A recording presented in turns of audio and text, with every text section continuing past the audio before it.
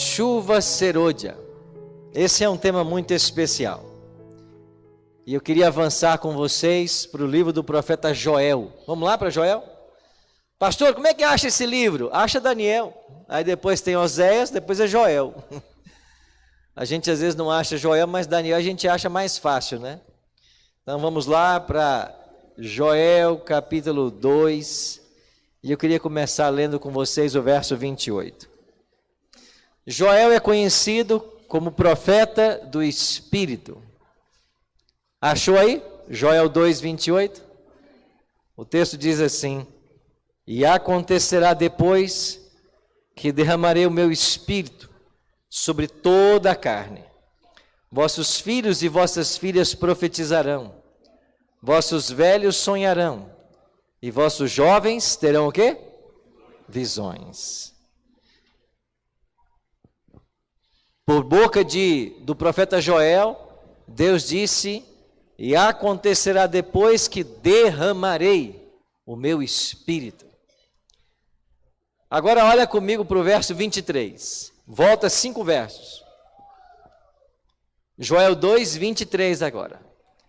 Alegrai-vos, pois, filhos de Sião, regozijai-vos no Senhor vosso Deus, porque Ele vos dará em justa medida a chuva, fará descer como outrora, o quê? A chuva temporã e a serôdia.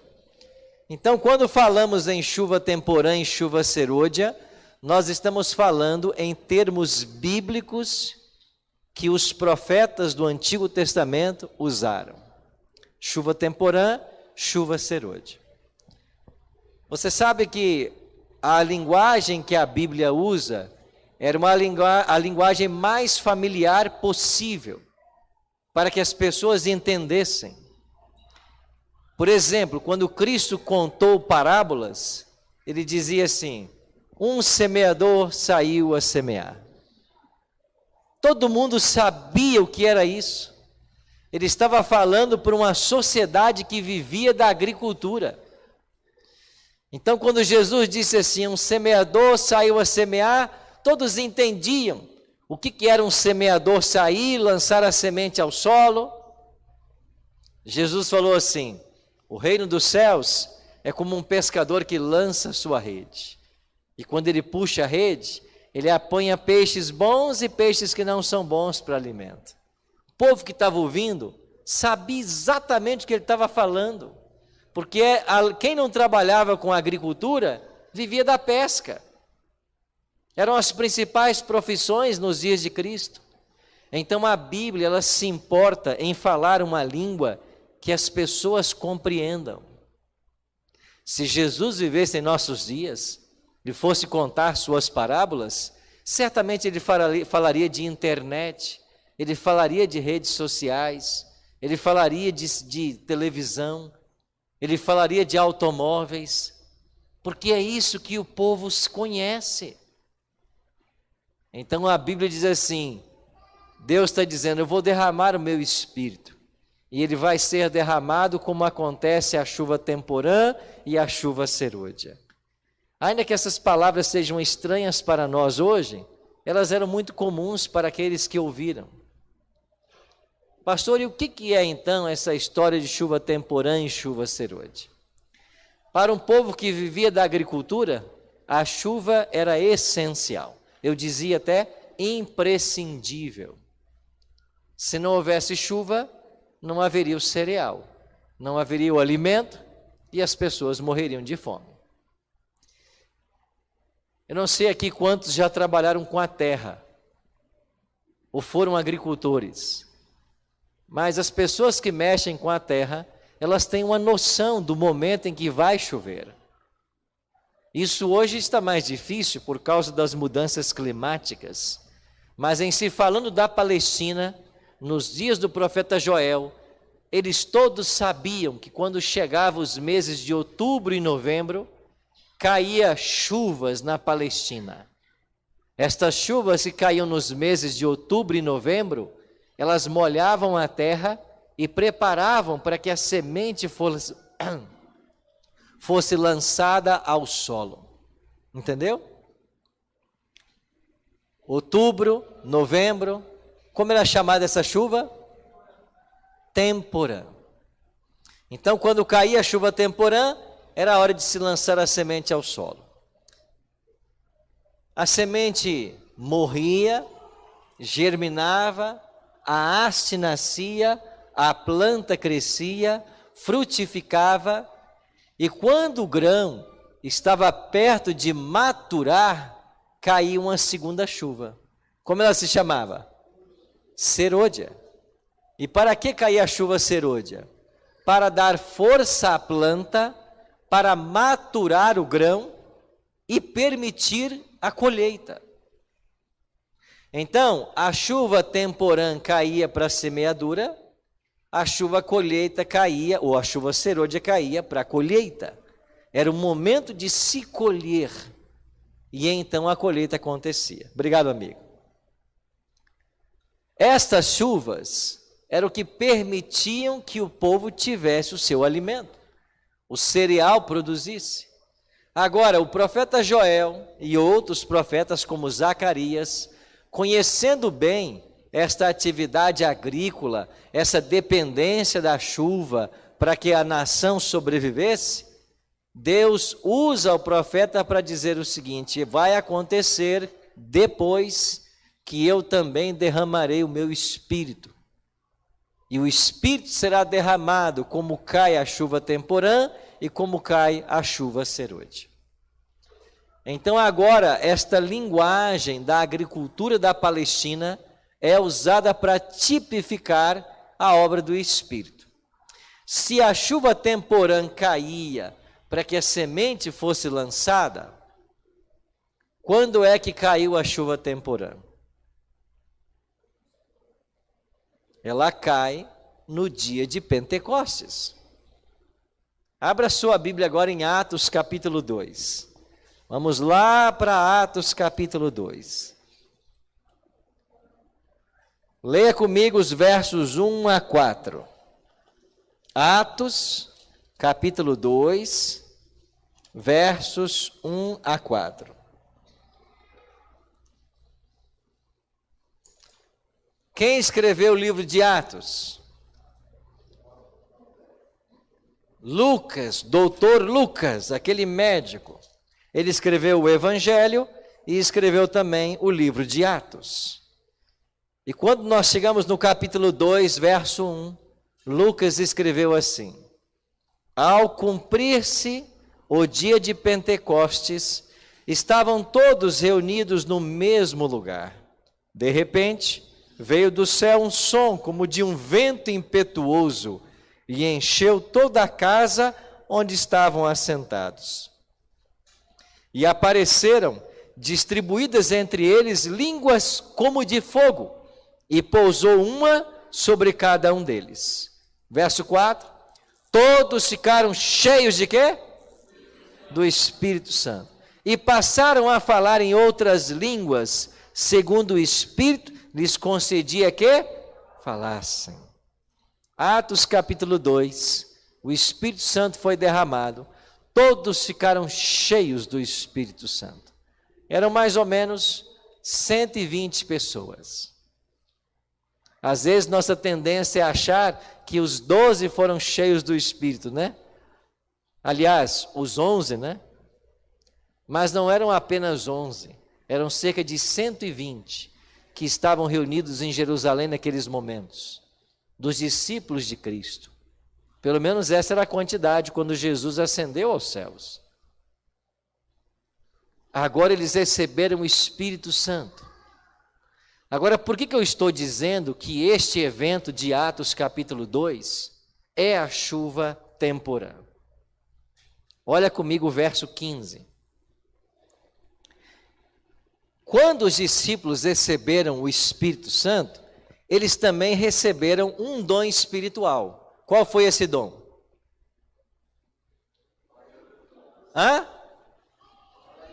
Falar línguas. Eles falaram em línguas. Você sabe que o movimento pentecostal, a partir desse texto, desenvolveu uma doutrina. ela se chama doutrina da subsequência. O que ensina essa doutrina? Quem é batizado pelo Espírito Santo fala línguas. Aqui alguém já falou línguas? Você já falou? Você pertenceu a um movimento pentecostal antes de ser adventista? Você falava línguas?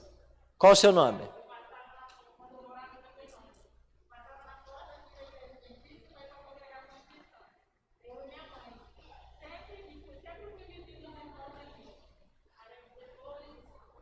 Qual o seu nome? Neide? Meire. Você falava língua? Falava todo culto? De vez em quando? Ok. E o que você falou? Ok. Você que está nos assistindo pela internet, a Meire falou que ela já falou línguas. Ela pertencia a uma outra igreja. E eu perguntei agora para ela, o que você falava? Ela disse, eu não sei. E por que eu perguntei para ela? Porque essa é a pergunta que eu faço para as pessoas que dizem falar línguas. E a resposta sempre é a mesma. Não sei. Bom, se não sabe, é porque não pode ser o dom de línguas. E eu vou explicar brevemente, esse não é o tema, mas eu vou explicar brevemente por que não é o dom de línguas. Primeiro, dom de línguas, ele só é dado por Deus quando houver necessidade. Por que os discípulos no Pentecostes receberam dom de línguas? Se você ler a sua Bíblia, e aqui a gente sempre fala de Bíblia, né? É Bíblia, é Bíblia. Se você ler a sua Bíblia em Atos 2, você vai descobrir que estavam reunidos ali em Jerusalém, partos, medos. Olá, tudo bem? Chegou uma nova câmera aqui, né? Partos, medos, elamitas, naturais da Capadócia, Ásia, Ponto, Frígia, Panfilha. Se você contar, vão dar 14 nações. 14 nações que não falavam a língua dos discípulos. Que língua falavam os discípulos? No seu linguajar familiar, o aramaico. Na sua conversa em público, nas pregações, nos negócios, o grego. Os discípulos falavam o grego e o aramaico. Mas aquelas 14 nações que a Bíblia lista não falavam a língua dos discípulos. Então, para que o evangelho pudesse ser pregado, eles precisavam falar aquelas línguas. Havia necessidade e por isso foi dado o dom. Então, primeiro ponto, o que é dom de línguas? É a capacidade sobrenatural, porque eles nunca estudaram aquelas línguas, por isso é sobrenatural. É a capacidade sobrenatural de Deus dar ao crente a faculdade de falar uma língua com a qual ele nunca teve contato. Esse é o primeiro ponto. Segundo ponto, o dom só será dado quando houver necessidade. Aí eu pergunto para você, Meire, eu estou hoje aqui numa igreja que fala português, todo mundo está entendendo. Deus vai me dar o dom para falar numa outra língua, falar em francês, por exemplo, para quê? Então não se engane. Dom de línguas é a capacidade sobrenatural de falar uma outra língua. Esta outra língua tem que ser materna, porque esse adjetivo aparece aqui em Atos 2. Então não é uma coisa que ninguém entende. Segundo, tem que haver a necessidade.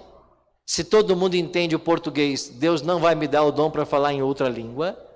E terceiro, ela sempre é dada com propósitos evangelísticos.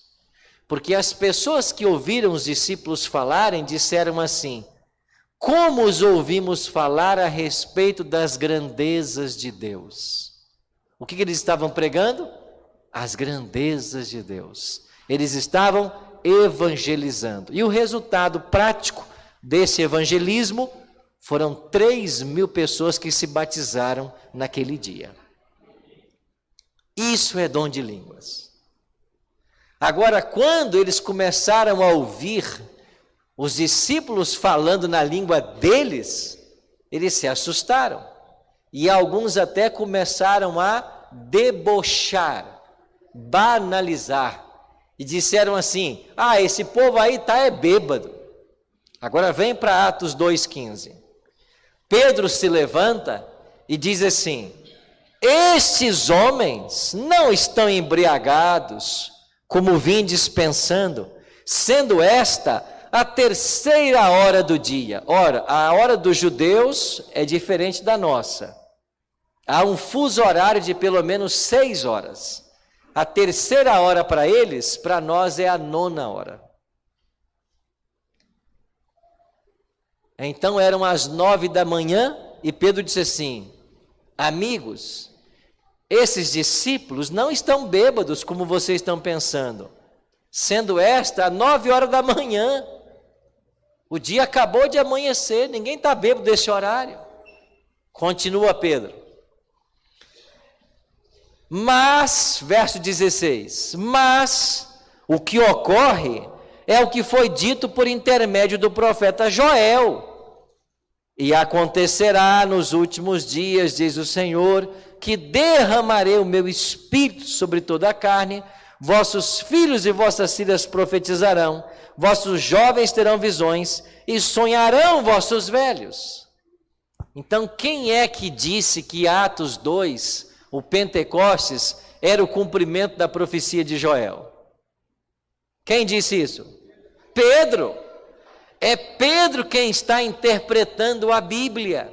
É Pedro que está dizendo: o que disse Joel aconteceu hoje. O Espírito foi derramado. A semente foi lançada ao solo por Cristo. Ele regou a semente com o seu próprio sangue. Ele mesmo disse, né? Eu sou o semeador e a semente é a palavra. Agora veio o Espírito Santo na forma de chuva o quê? Temporã. A semente foi lançada. O evangelho começou. A pregação se estendeu pelos 4 cantos da terra. E esse grande movimento foi liderado pelo Espírito Santo.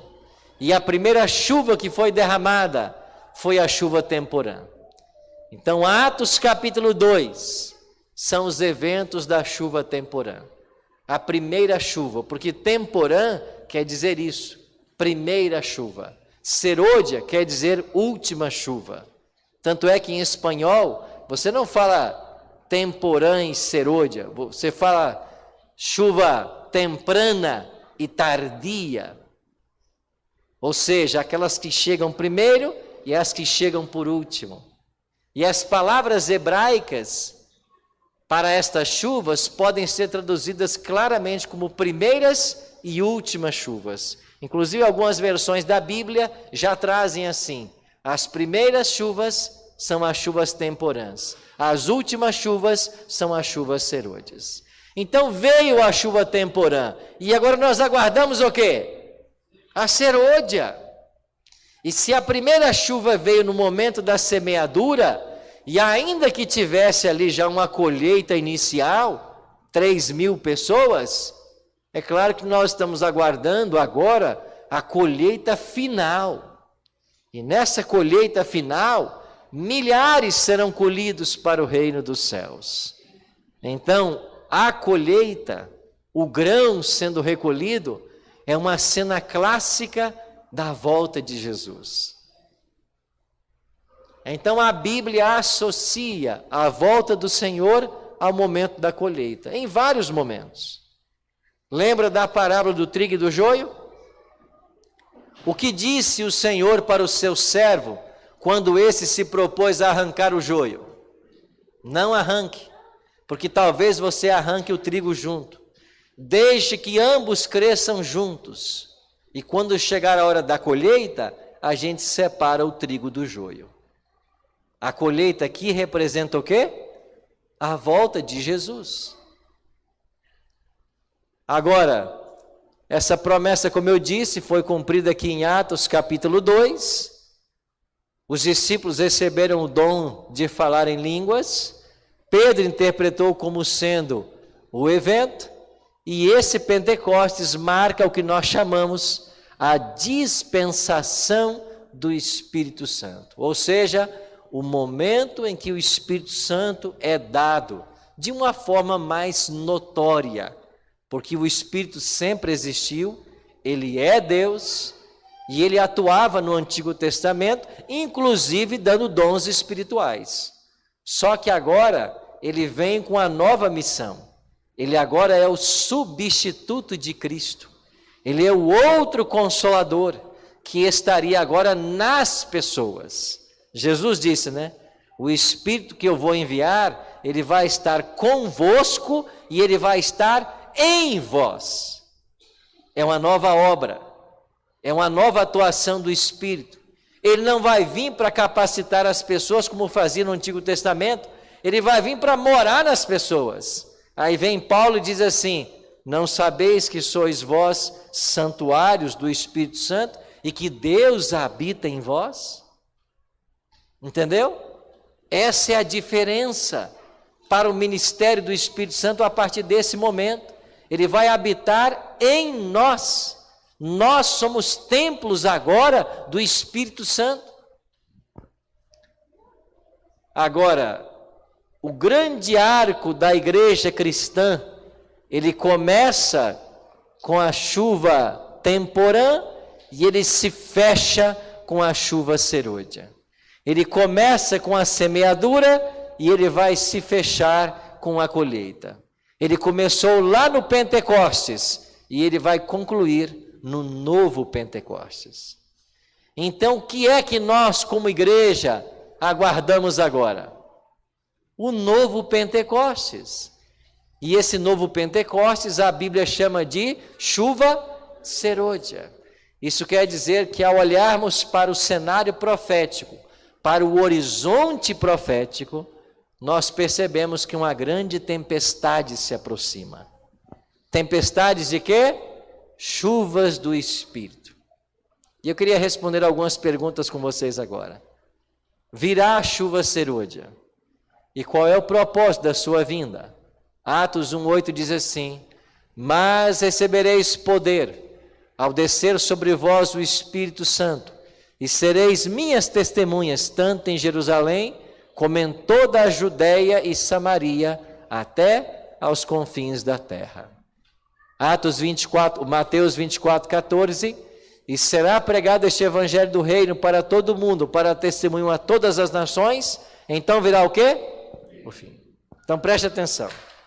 Antes que viesse o Espírito Santo, em Atos 2, em Atos 1, Jesus diz assim: mas recebereis poder ao descer sobre vós o Espírito, e vocês serão testemunhas. Vocês irão pregar o Evangelho, testemunhar do Evangelho. Os discípulos receberam e eles testemunharam. A igreja cristã invadiu todo o território do Império Romano. O Evangelho foi pregado em todos os cantos. E quando você abre a sua Bíblia em Colossenses 1:23, Paulo diz assim: este Evangelho que nós anunciamos foi pregado a toda criatura debaixo do céu. Isso quer dizer que nos dias de Paulo, o mundo foi evangelizado. O Espírito foi dado e o mundo foi evangelizado.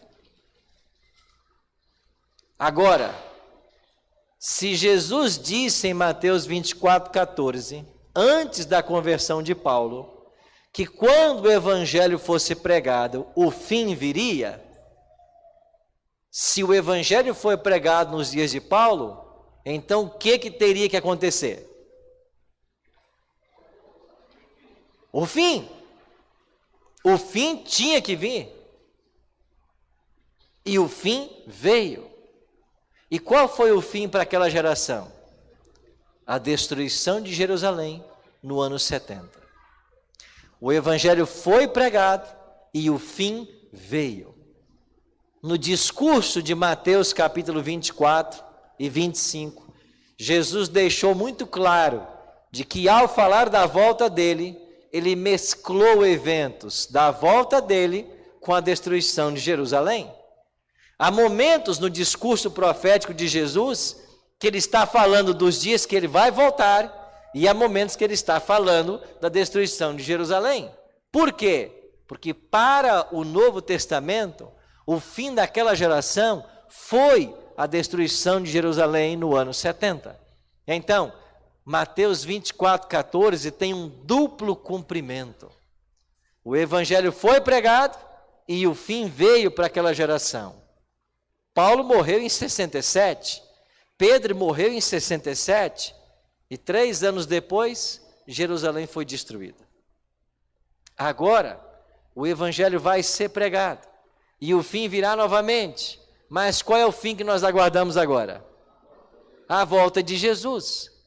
Então, assim como Deus deu o seu Espírito para que o evangelho fosse pregado, está prometido para esta igreja que ele vai dar o Espírito de novo, e o evangelho vai ser pregado, e o que vai acontecer? O fim virá, ele voltará. Então, toda vez que você lê Mateus 24:14, entenda uma coisa: Jesus condicionou sua volta à pregação do evangelho. Se o evangelho não for pregado, Jesus não volta. O evangelho tem que ser pregado para que ele volte. E o evangelho só pode ser pregado no poder do Espírito Santo. Aí eu faço uma pergunta de simples resposta para a igreja nessa manhã. Qual é a nossa maior necessidade? Qual é? Qual é? Qual é? O Espírito Santo. Essa é a nossa maior necessidade. Porque se o Espírito não vier, o evangelho não vai ser pregado. E se o evangelho não for pregado, Jesus não volta. Aí Ellen G. White diz assim: se essa é a maior necessidade da igreja, por que não falamos mais sobre ele? Por que não oramos mais por ele? Por que não conversamos mais sobre ele? Por que não pregamos mais sobre ele? Você entendeu?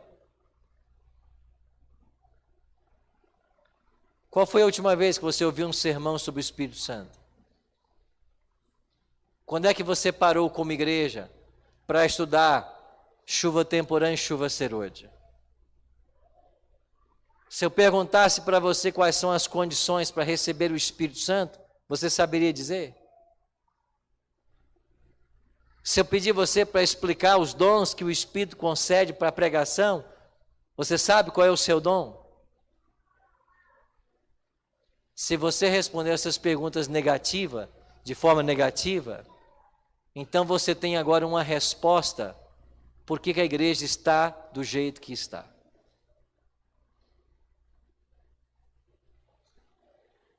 Por que a igreja está do jeito que está?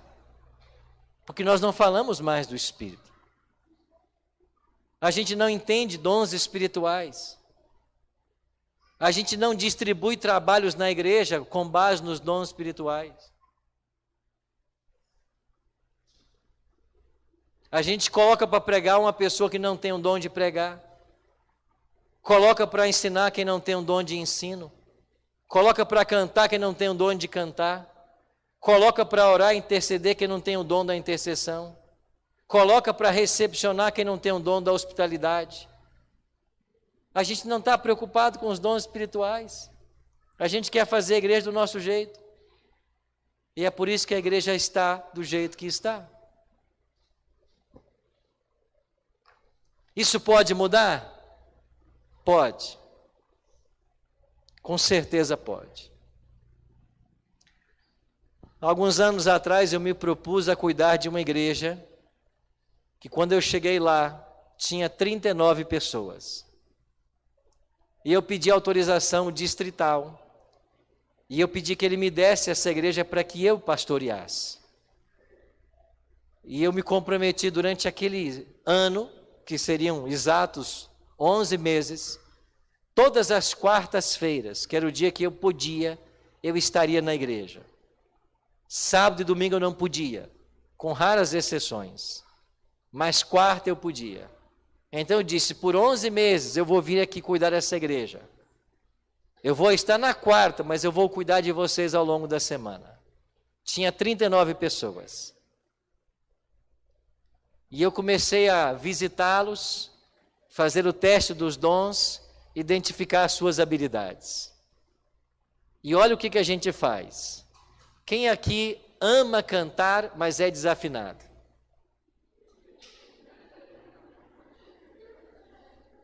Vem aqui, Wesley, você está mais perto. Vem aqui, Wesley.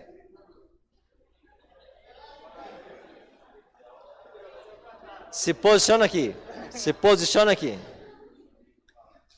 Quem é a pessoa mais tímida nessa manhã que levante a mão? Ela nem levanta, né? Esse aí, vem aqui você. É tímido, né? Qual o seu nome? Samuel. Samuel, você vai ficar lá perto daquele senhor diácono lá. Fica lá agora, pertinho dele. Você agora é o recepcionista da igreja. Você acabou de ser nomeado recepcionista. Quem aqui nunca pregou, mas tem vontade de pregar? Vem aqui, minha jovem. Vem aqui. Vem aqui.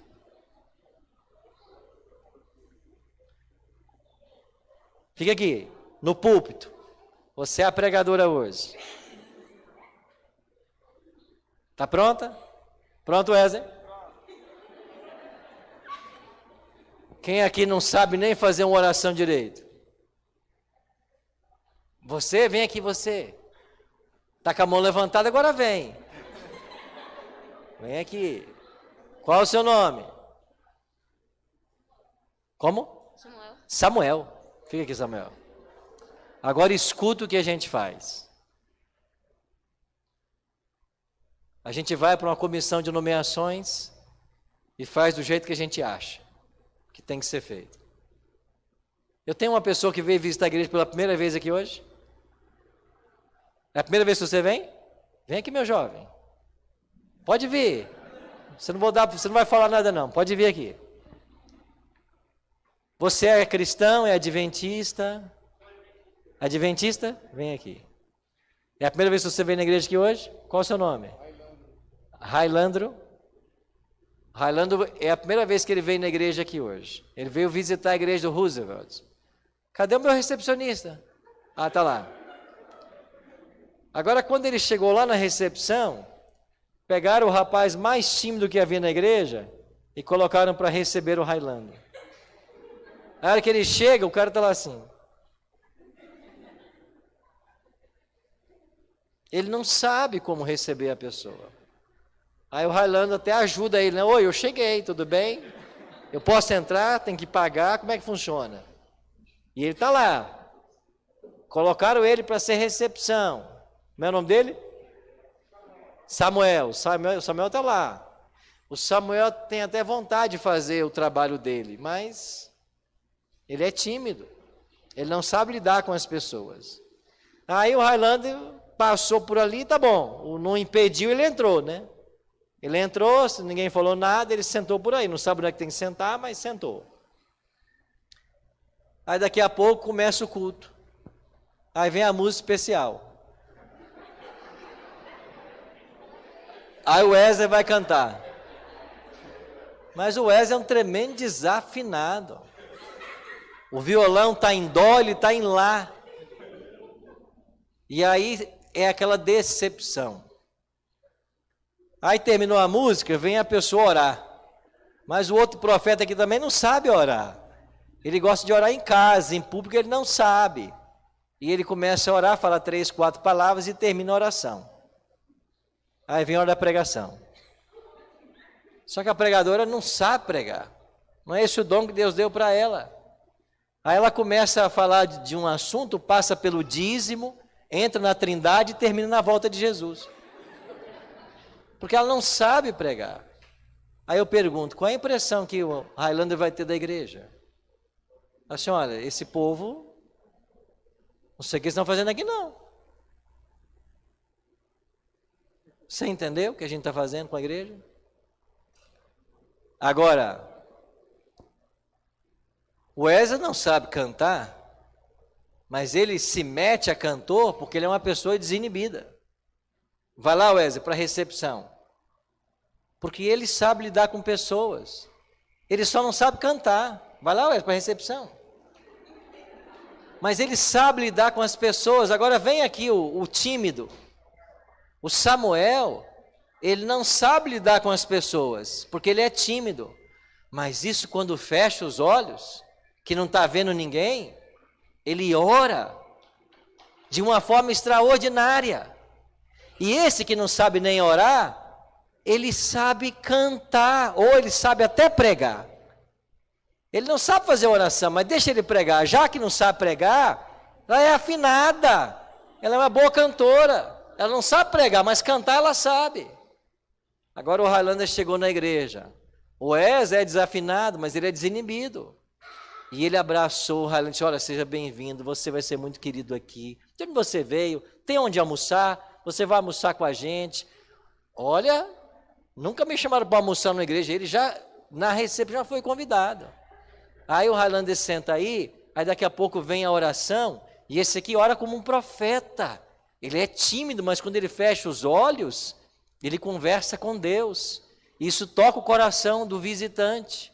Daqui a pouquinho, a que não sabe pregar é afinada e começa a cantar, e ela canta com os anjos. E aquele que era tímido, que não sabia orar, mas ele estudou e sabe pregar, ainda que eles não vejam atrás do púlpito, que ele é pequeno, aí tem que vir para cá, e ele prega, e isso toca o coração do visitante, que diz que nunca mais vai deixar essa igreja. Por que não? Porque cada macaco está no seu galho. Porque cada um está sendo usado na igreja de acordo com os seus dons. Obrigado, pessoal. Pode sentar. Obrigado, seja bem-vindo. Você está entendendo a diferença? O Wesley vai cantar, né? Você está entendendo? A gente tem que entender que as pessoas têm que trabalhar com suas habilidades que o Espírito Santo deu.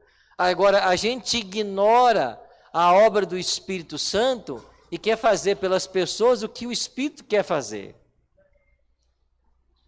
Nessa igrejinha de 39 pessoas, eu montei 6 ministérios. Ministérios com base nos dons. Foram 6 ministérios. Além de um forte programa voltado para ministérios, nós criamos uma vida social na igreja. Porque você sabe que nós adventistas somos muito bons de programas espirituais. Somos bons de Bíblia, mas somos péssimos de social. Péssimos. Porque a hora que terminar o sábado hoje, para onde vão os nossos jovens? A igreja se preocupa com isso? Amanhã é domingo, muitos não trabalham, não estudam. O que vai ter de atividade social para a igreja? Eu fui pastor de uma igreja que tinha 1000 membros, mas eu tinha uma vez por mês, num domingo, 500 membros no meu piquenique. Era o último domingo de cada mês.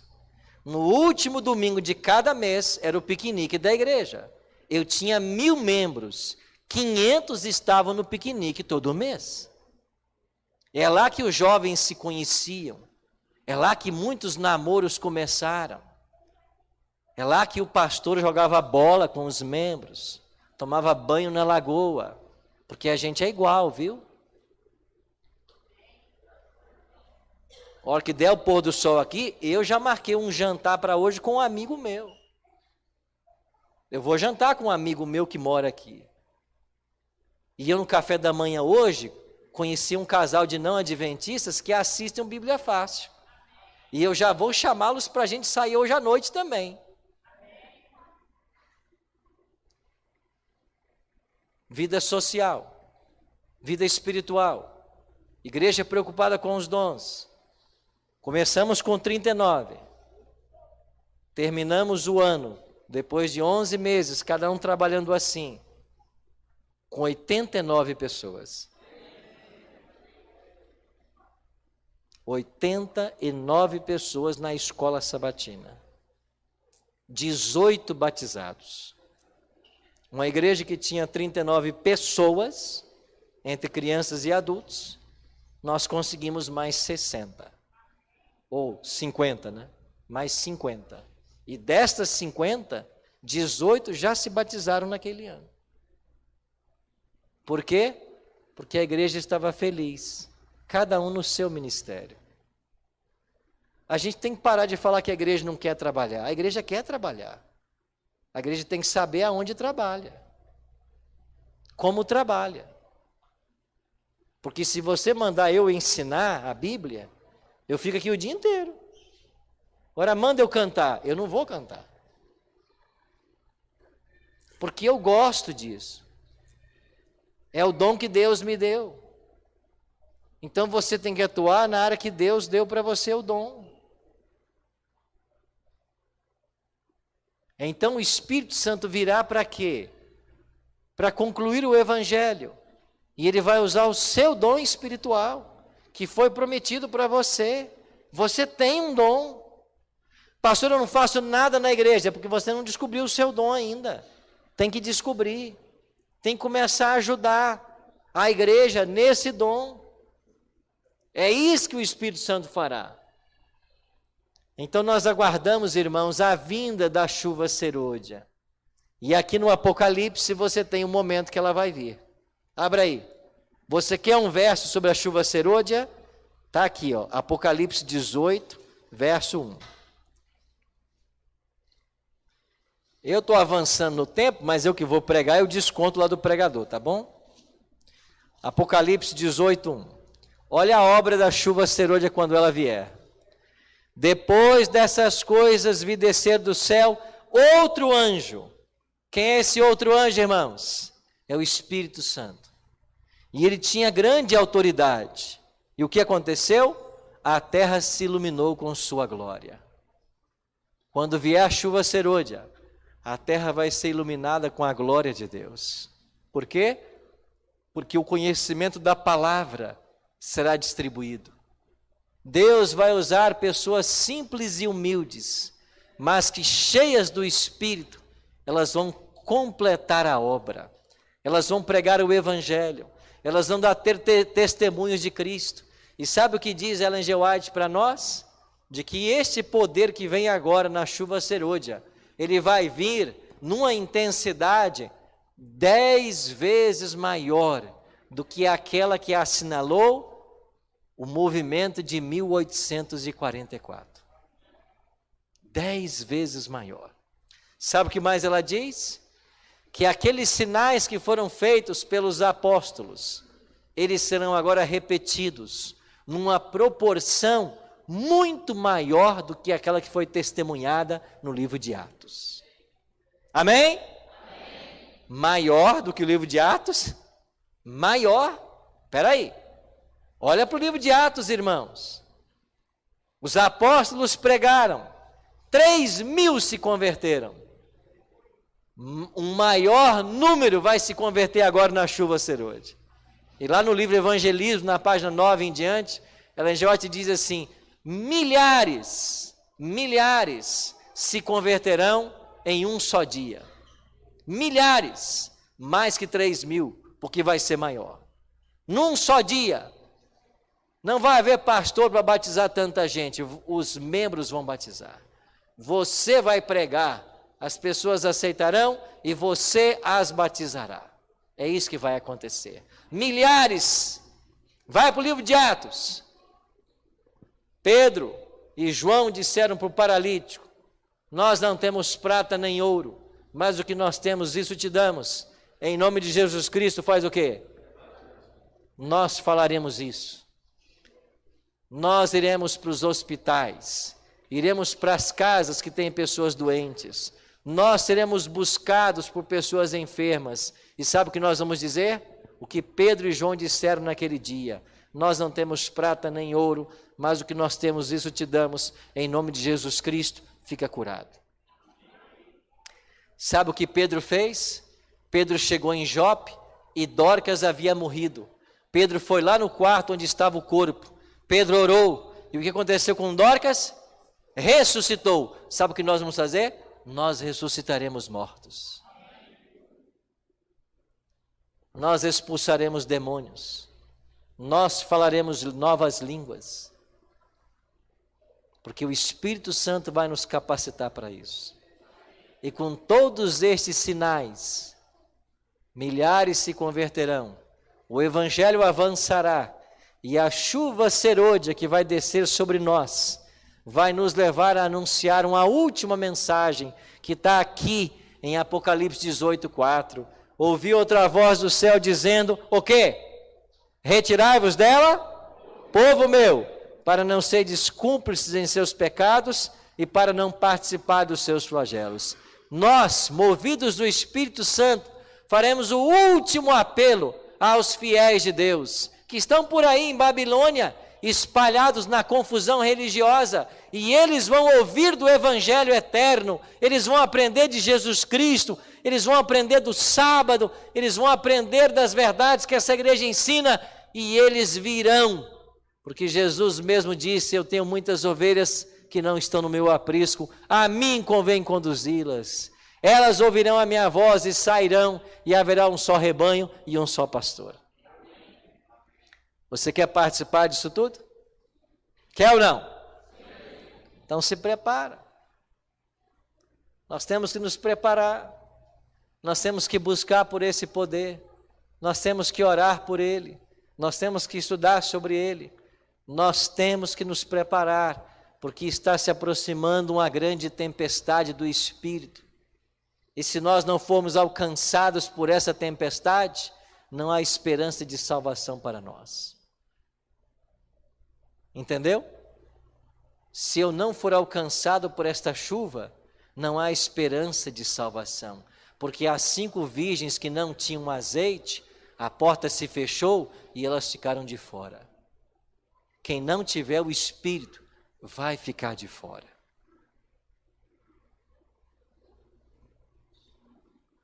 E sabe qual é a boa notícia?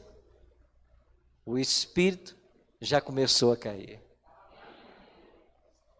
E as conversões maravilhosas que acontecem por aí, é obra do Espírito Santo. Obra do Espírito Santo. Outro dia eu batizei um rapaz. Foi virtualmente, eu fiz a oração pela internet, ele estava lá em outro estado, mas eu orei por ele e lá o pastor o batizou. Qual é a história desse rapaz? Ele mora numa zona rural. Ele estava caminhando por essa zona rural. E o que ele viu jogado fora na beira da estrada? Uma televisão. Uma televisão. Que não servia para mais nada e alguém jogou fora. Ele pegou aquela TV no lixo, toda quebrada, levou para casa, ligou na tomada e a TV funcionou. Mas a TV funcionou e só pegava um canal. Qual canal? A Novo Tempo. Eu batizei ele esses dias. Uma TV no lixo, que funcionou, que pegou um canal, a Novo Tempo. Isso é o que, irmãos? Espírito Santo. Uma mulher lá em São Paulo mandou um DVD para mim com a história dela. Sabe o que ela disse? Pastor, eu cresci na igreja católica. Tive meu primeiro filho. Mandaram batizá-lo. Mas eu não concordava com a ideia de batizar crianças, porque eu acho que o batismo é uma coisa muito séria. Eu não batizei meu filho. Mas eles disseram, tem que batizar, porque se ele morrer, ele vai morrer pagão. Mas eu não concordava com a ideia, então eu não batizei. Mas pastor, quando o meu filho fez 6 meses, ele morreu. E a igreja disse para mim assim, o teu filho não foi batizado, morreu pagão e ele está perdido. E porque você não batizou, você também está perdida. Pastor, eu entrei numa profunda depressão. Tentei o suicídio 2 vezes. E na minha casa um dia, sem conseguir dormir, liguei a televisão. E na madrugada, o Senhor apareceu. E quando eu cheguei no Bíblia Fácil, na madrugada, pela primeira vez, o Senhor falava de batismo. E o Senhor ensinou naquele programa que nós não devemos batizar recém-nascidos, porque a Bíblia não aprova isso. E quando eu aprendi que a gente não deve batizar crianças, e que eu não estava errado em não ter batizado o meu, caiu dos meus ombros o peso de 1 tonelada. Deus me alcançou e eu fui liberta da depressão. E eu perguntei para ela, escuta, você achou a Novo Tempo? Foi a primeira vez? Foi. Eu nunca tinha assistido antes. E como você assiste a Novo Tempo aí? Você tem Sky? Ela disse não. A senhora tem net? Não. Oi? Não. Claro? Não. Só tem uma parabólica? Não. Como é que a senhora assiste Novo Tempo? Pastor, eu tenho a minha TV, em cima dela tem uma anteninha com 2 perninhas assim. Eu falei, irmã, a cidade que a senhora está não tem Novo Tempo em canal aberto. Essa anteninha com 2 perninhas só pega canal aberto. E a sua cidade não tem. Ela disse, pastor, eu não sei. Mas há 1 ano eu assisto a Novo Tempo. Essa mulher assiste a Novo Tempo há 1 ano, em canal aberto, numa cidade que não tem canal aberto. Isso é o quê? Espírito Santo, que está trabalhando para trazer os